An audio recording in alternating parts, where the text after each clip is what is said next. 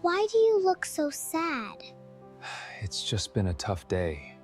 It's my birthday. You can be happy. The restaurant was full of laughter that night.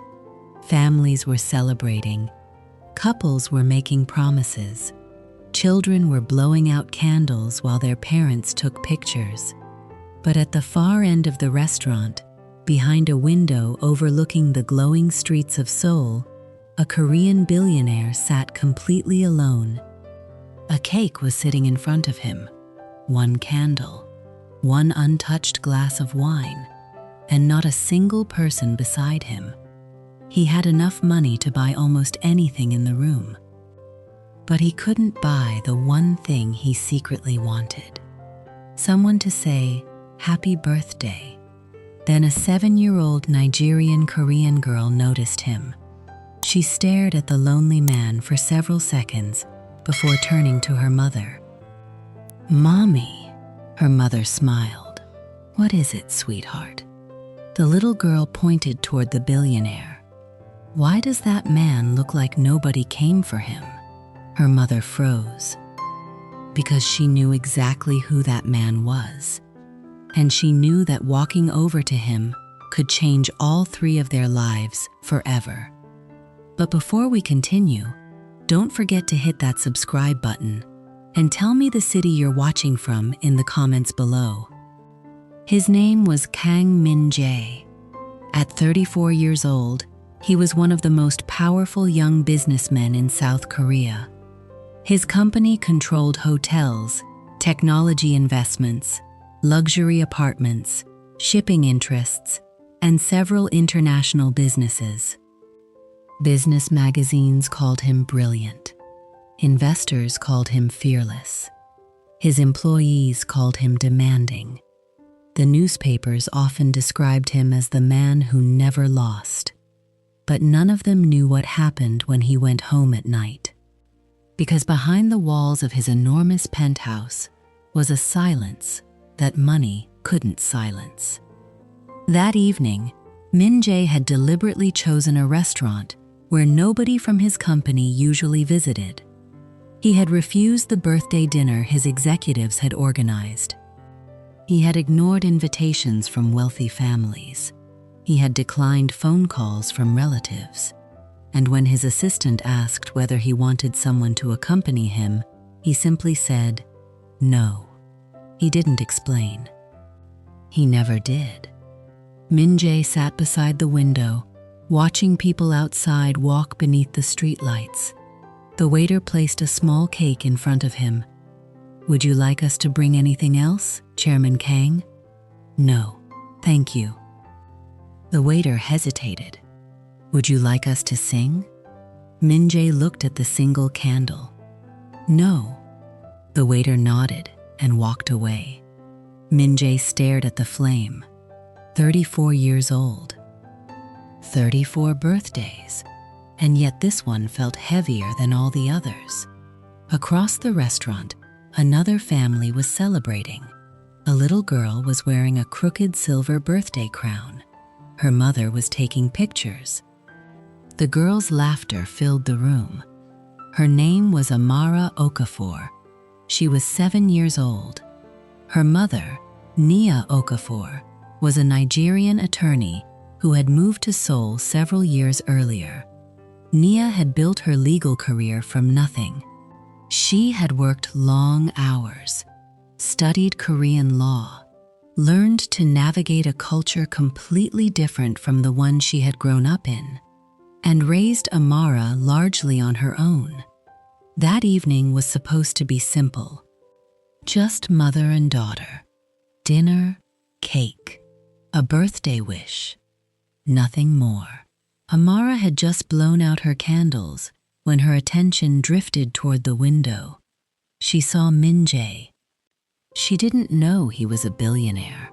She didn't know he owned half the businesses whose advertisements she saw around Seoul. She didn't know powerful people were afraid of disappointing him. All she saw was a man sitting alone. And something about his face bothered her. She tugged on her mother's sleeve. "Mommy." Nia smiled. Yes, that man is alone. Nia glanced toward the window. Her smile disappeared. She recognized him immediately. Kang Min-Jae, chairman of Kang International, the man who had recently defeated 3 major competitors in a highly publicized corporate battle.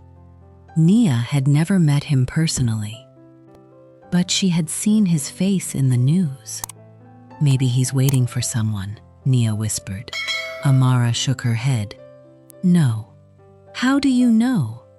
Because he's looking at his cake like he doesn't want it. Nia looked again. Her daughter was right. There was something painfully empty about the man's expression. Amara lowered her voice. Can we give him some of our cake? Nia smiled gently. Sweetheart, we don't know him, but he's alone. I know. Then we can make him not alone. Nia sighed. She knew her daughter. Once Amara decided someone needed kindness, reasoning rarely stopped her. Stay here, Nia said. Amara nodded. Nia turned away for barely 3 seconds. When she looked back, her daughter was gone.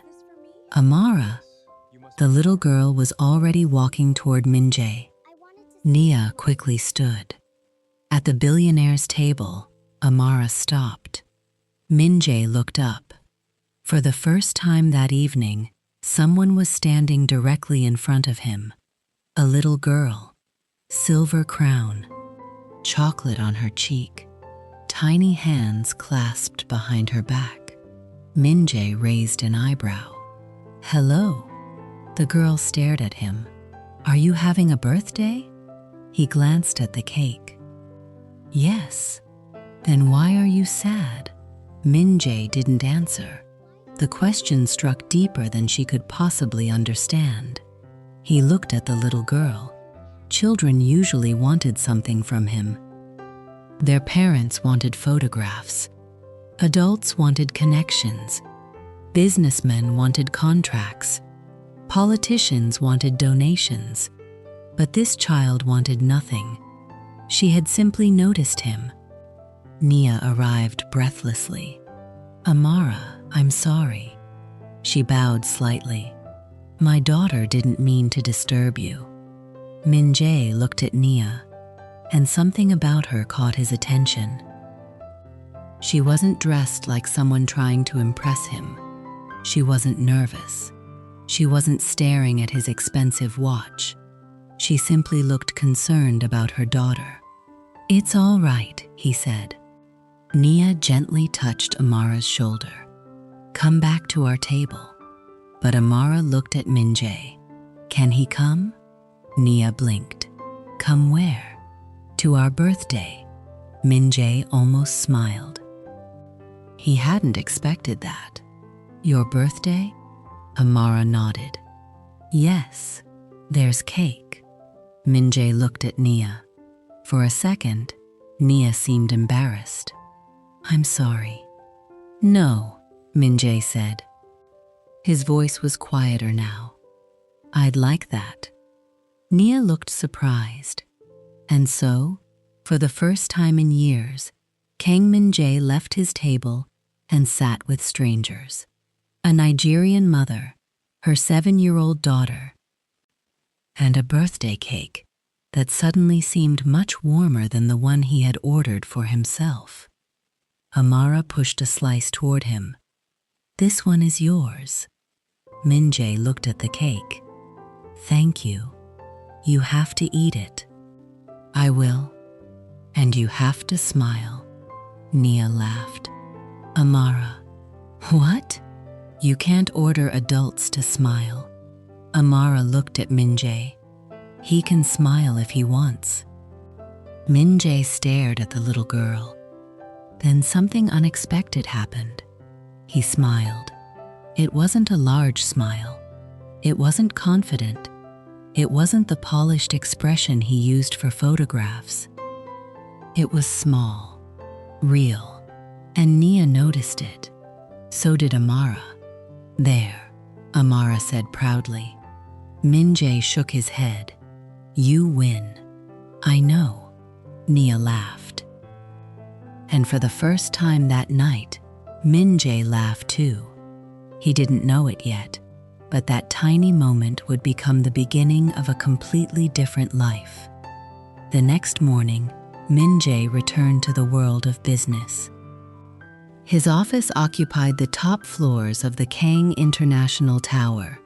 Glass walls, marble floors, executives waiting outside his office, assistants carrying documents, phones ringing. Everything was exactly as it had always been, except Min-Jae wasn't. His assistant, Daniel Park, entered with a stack of documents.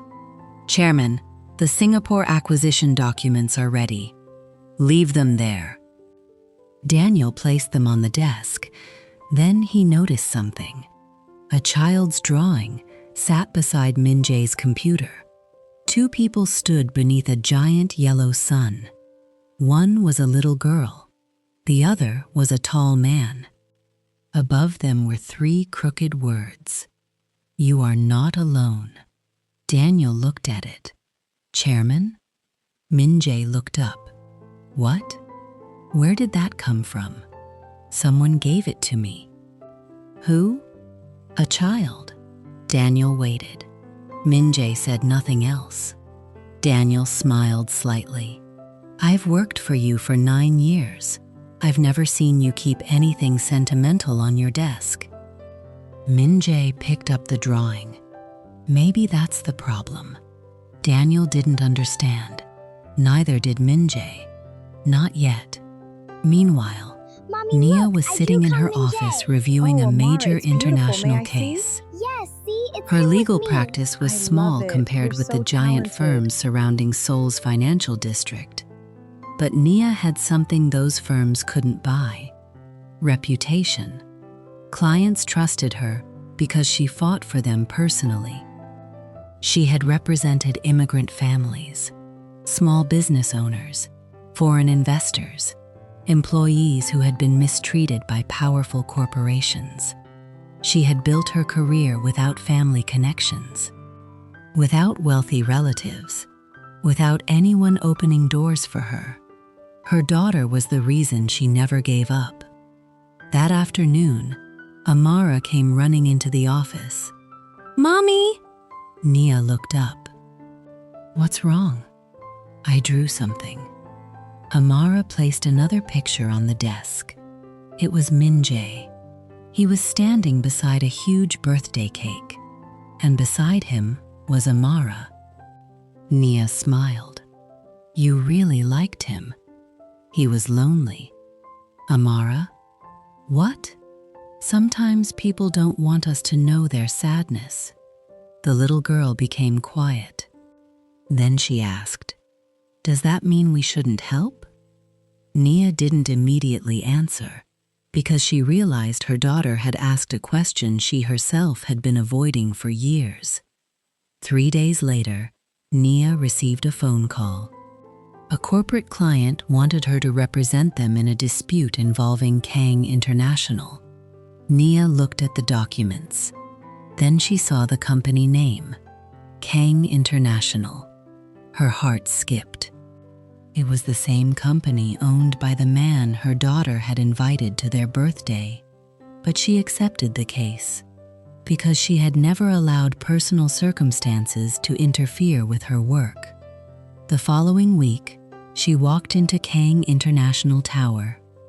The receptionist led her toward the executive conference room. When the door opened, Nia stopped. Min-Jae was standing beside the window. He turned. Their eyes met.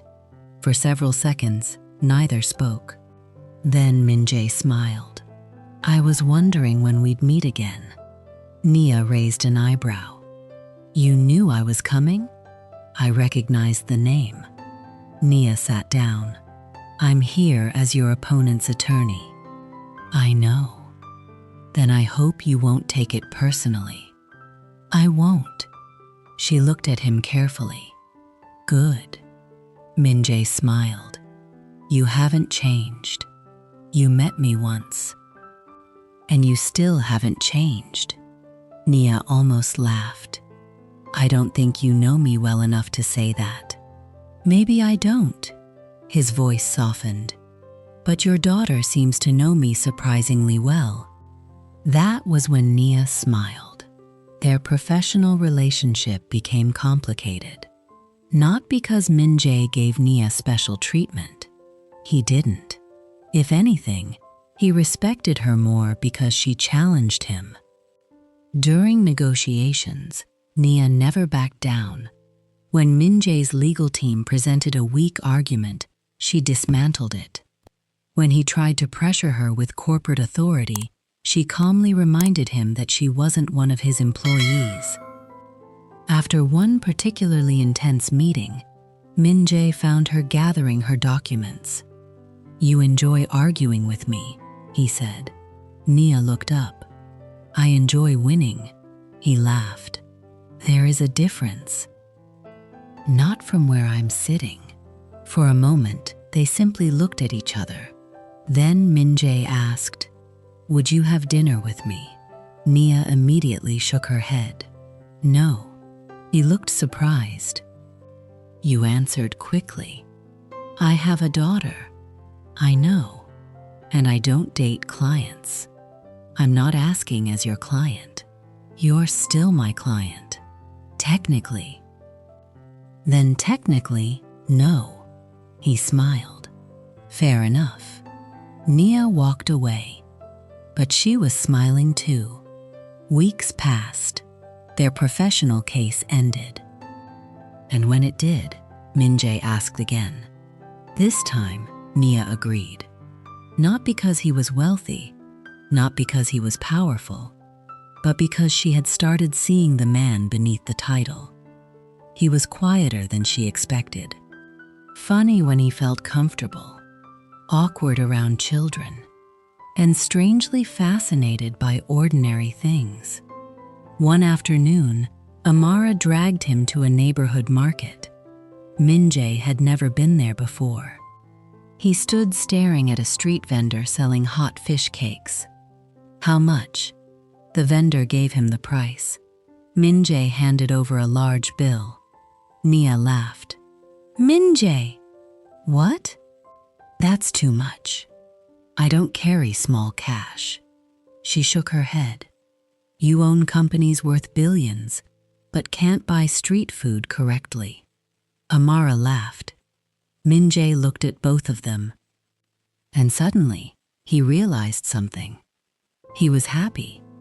Not because of money, not because of success, because he was standing on an ordinary Seoul street with two people who didn't care how much money he had. But happiness frightened him, because he had lost someone before. His older brother, Kang Hyun-woo, had been the person he trusted most. Hyun-woo had died unexpectedly when Min-Jae was 24. After his brother's death, Min-Jae had thrown himself into work. Every year, his birthday reminded him of the loss. His family stopped celebrating. He stopped allowing people to get close. He convinced himself that loneliness was safer than love. Then Amara appeared, a child who knew nothing about his wealth, nothing about his grief, nothing about the walls he had built. She simply saw a lonely man and decided he needed company. But Min-Jae's grandmother, Chairman Kang's mother, did not trust easily. Madame Seo had spent decades protecting the family empire. When she discovered that her grandson was spending time with a Nigerian attorney and her daughter, she became concerned. One evening, she invited Nia to the family residence. Nia arrived calmly. Madame Seo studied her. You understand who my grandson is? Yes. And you understand the attention that comes with his position? Yes. You have a daughter. I do. Then what exactly do you want from him? Nia looked directly at the older woman. Nothing. Madame Seo frowned. Everyone wants something. Then perhaps that's why your grandson has been lonely. The room went silent. Nia continued. I don't need his money. I don't need his name. I don't need access to his company. She paused. I care about the man I have come to know. If that becomes a problem for your family, I will walk away. Madame Seo studied her for a long time. Then something unexpected happened. The old woman's eyes softened. My grandson hasn't laughed this much in years. Nia said nothing. Madame Seo looked toward the window. I spent so long protecting this family that I forgot people cannot be protected by locking them inside their own lives. But the real test came months later. A business newspaper published photographs of Min-Jae with Nia and Amara. The headline suggested that the billionaire was abandoning traditional expectations for an international relationship. The board became nervous. Some directors advised Min-Jae to distance himself from Nia. Others suggested a strategic marriage with the daughter of another wealthy family. One board member told him, Chairman, emotions are temporary. Your responsibilities are permanent. Min-Jae stared at him. For years, I believed the same thing. And now, Min-Jae looked at the drawing Amara had given him. You are not alone. Now I understand that a company can survive without me. He paused. But my life cannot. That evening, he went to Nia's apartment. Rain fell softly over the city. Nia opened the door. She looked surprised. What happened? I need to tell you something. She stepped aside. He entered. Amara was asleep in her room. Min-Jae stood in the living room. I've spent most of my life trying to become the man everyone expected. Nia listened. My father wanted a successor. My grandmother wanted a protector. The board wanted a chairman. Investors wanted certainty. He looked at her, and somewhere along the way, I forgot what I wanted. Nia's voice was gentle. What do you want now? Min-Jae took a breath. You. Nia looked away. He continued. Not because you need me. Not because your daughter needs a father. Not because my family approves. I want you because when I'm with you, I don't feel like Chairman Kang. He smiled faintly. I just feel like Min-Jae. Nia's eyes filled with tears. You understand that my life isn't simple. I know. I have responsibilities. I know. My daughter comes first. I know. And I will never allow her to become part of a business arrangement. Min-Jae nodded. I would never ask you to. Nia looked at him. Then what are you asking? He answered softly. Give me the chance to build something real with you. For several seconds, there was only the sound of rain against the window. Then Nia smiled. Tea? Min-Jae laughed. Tea. A year after their first meeting, the same restaurant was filled with celebration again. But this time, Min-Jae wasn't sitting alone. At the center table sat Nia. Amara sat beside her. Madame Seo sat across from them. The restaurant manager brought out a large cake. Amara jumped from her chair. Everybody ready? Nia laughed. You've been waiting all evening to say that. Yes. Min-Jae looked at the cake. There were 35 candles. He stared at them for a moment. A year ago, one candle had represented loneliness. Now 35 flames represented something completely different. Family, friendship, healing, a second chance. Amara leaned toward him. Make your wish. Min-Jae smiled. I already got it. Nia looked at him. What? He looked at her. This. Madame Seo smiled quietly. Amara began singing. Everyone joined. Other diners turned toward their table. Some smiled, some clapped, and when the song ended, Min-Jae closed his eyes. He remembered the birthdays he had spent alone, the empty apartment, the silent dinners, the grief he had mistaken for loyalty, the walls he had built around his heart. Then he opened his eyes. Nia was beside him. Amara was smiling, and his grandmother was watching him with tears in her eyes. Min-Jae took a breath, then blew out every candle. The restaurant erupted in applause. Amara shouted, "He did it!" Nia laughed.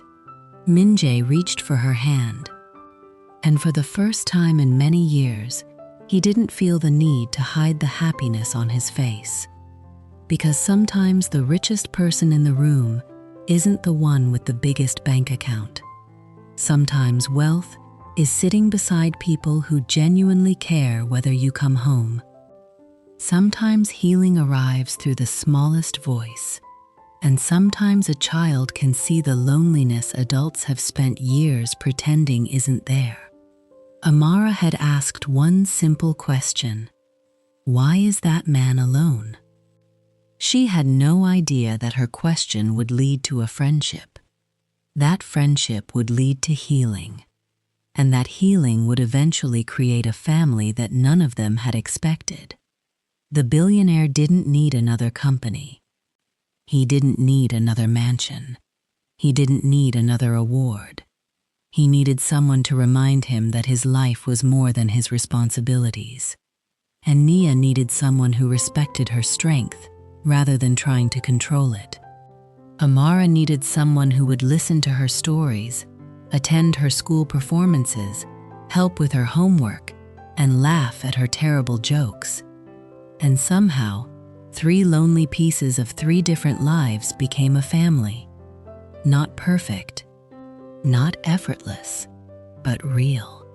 So if there's one lesson from their story, perhaps it is this: never underestimate a small act of kindness.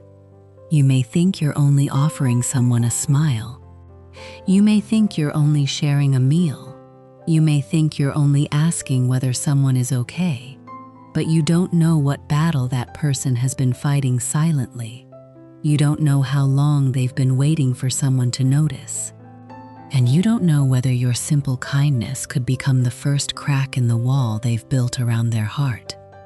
Min-Jae had spent years surrounded by people who knew his title. It took a 7-year-old girl who didn't know his name to truly see him.